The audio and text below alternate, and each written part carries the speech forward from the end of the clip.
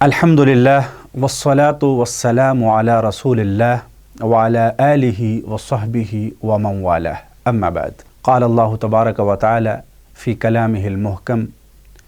وتوبوا الی اللہ جمیعا ایہا المؤمنون لعلکم تفلحون صدق اللہ العلی العظیم۔ سامعین و حاضرین، آج کی اس نشست میں ہمارا موضوع ہے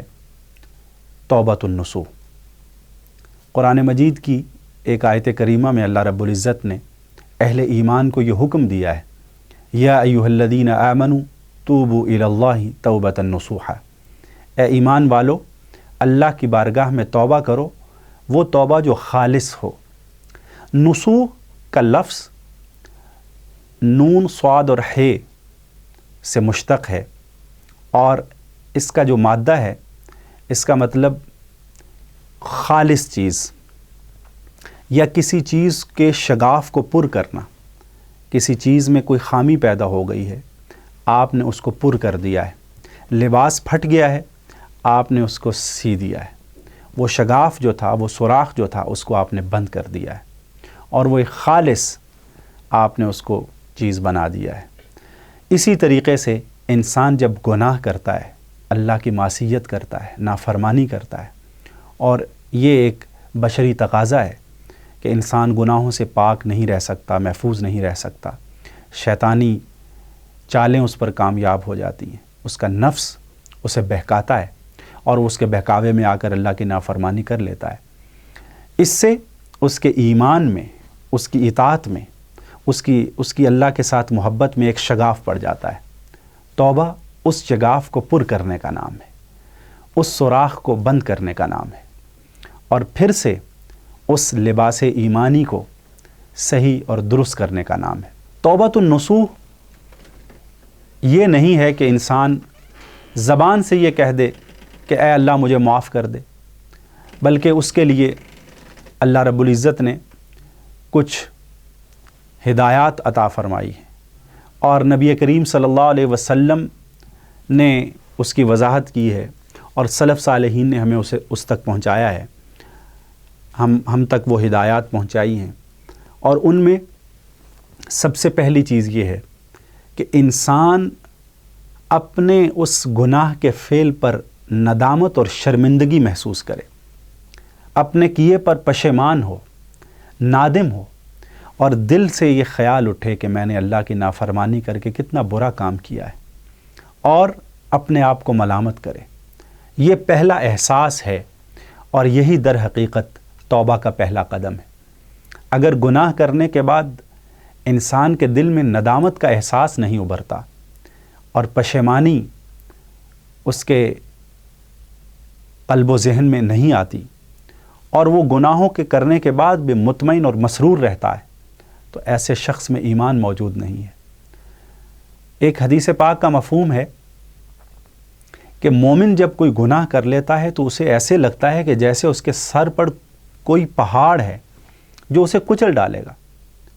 اور جب تک وہ توبہ نہ کر لے اسے چین نہیں آتا۔ اور دوسرا منافق ہے کہ وہ گناہ کرنے کے بعد اس طرح محسوس کرتا ہے کہ جیسے ناک پر بیٹھی ہوئی مکھی کو اڑانے کے بعد انسان جو ہے وہ نارمل ہو جاتا ہے۔ تو گناہ کرنے کے بعد اس کا ضمیر اسے ملامت نہیں کرتا، یہ نفاق ہے۔ جبکہ مومن وہ ہے کہ گناہ کرنے کے بعد بے چین ہو جاتا ہے، مضطرب ہو جاتا ہے، نادم اور پشیمان ہو جاتا ہے۔ تو یہ پہلی شرط ہے توبۃ النصوح کی، کہ انسان اپنے گناہ پر ندامت کا اظہار کرے اور محسوس کرے اپنے دل میں۔ دوسرا مرحلہ یہ ہے کہ زبان سے اللہ سے معافی مانگے اور کہے کہ اے اللہ یہ جو گناہ میں نے کیا ہے اس کو بخش دے اور معاف فرما دے۔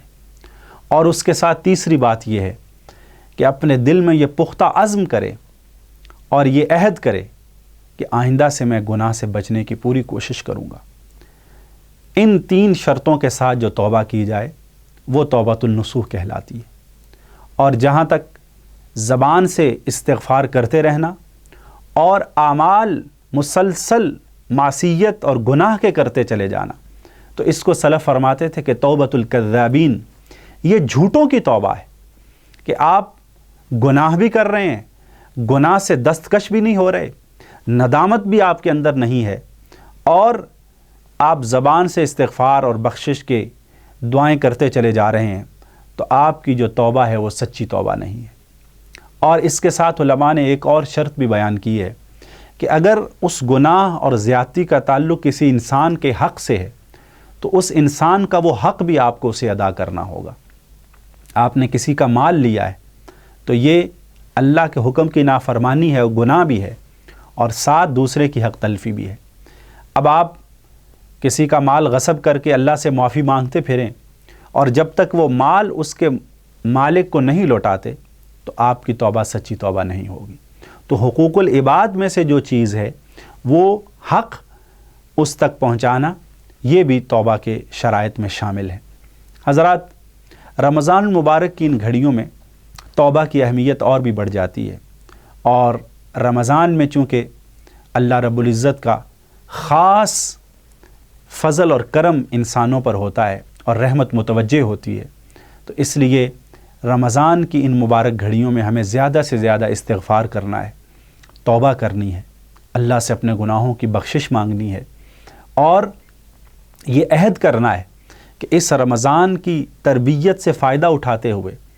ہمیں ایسا ایمان نصیب ہو جائے کہ ہم آئندہ سے گناہوں کے قریب بھی جانے کی کوشش نہ کریں، اور جہاں تک ممکن ہو ہم اس سے بچیں۔ حضرات، قرآن مجید نے اس توبہ کو کامیابی کی شرط قرار دیا ہے۔ جو میں نے آیت کریمہ بالکل آغاز میں تلاوت کی، اس میں اللہ فرماتے ہیں وَتُوبُوا إِلَى اللَّهِ جَمِيعًا أَيُّهَا الْمُؤْمِنُونَ، اے ایمان والو تم سب مل کر اللہ کی بارگاہ میں توبہ کرو،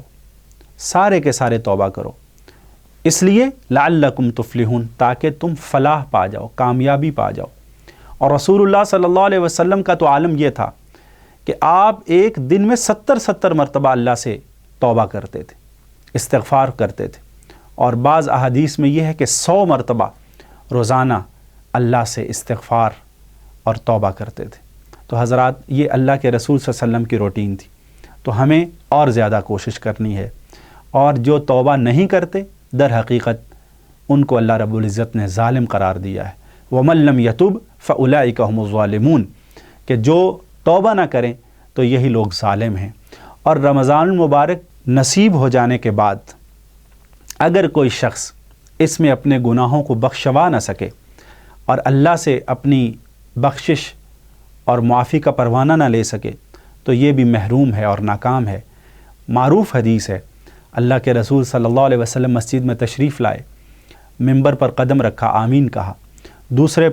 زینے پر قدم رکھا تو آمین کہا، تیسری مرتبہ آمین کہا۔